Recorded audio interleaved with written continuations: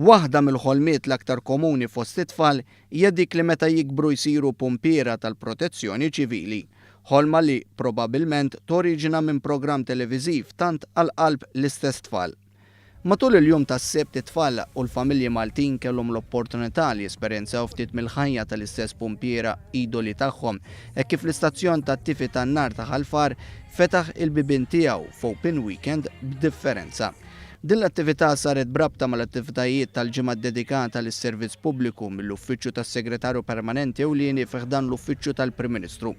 Matul il-jum kull min żar din l-attività seta' jara u jingħata informazzjoni dwar il-vetturi speċjalizzati kollha tal-protezzjoni ċivili, fosthom hook loader ġdid li se jintuża mis-sezzjoni tas-salvataġġ fuq l-art. Emanuel Bsajla, direttur tad-Dipartiment tal-Protezzjoni Ċivili, spjegalna dwar l-importanza ta' attivitajiet ta' din ix-xorta biex il-pubbliku jifhem aktar l-irwol tal-istess dipartiment. Ċivili għall-pubbliku huwa dak id-dipartiment li meta jinqal għalek xi ħaġa iċċempel il-112 u niġu biex insalvaw u nipproteġu.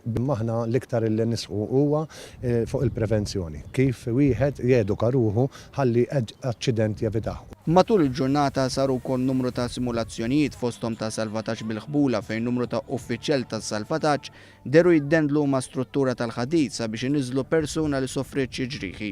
L-attivitajiet mistennija jkomplu sa 11 tas-sibt filgħaxija u jerġgħu jibdew il-ħadd filgħodu fejn mistennija jkomplu s-simulazzjonijiet fosthom dawk tat-tifi tan-nar tal-istruttura kbira tal-ħadid.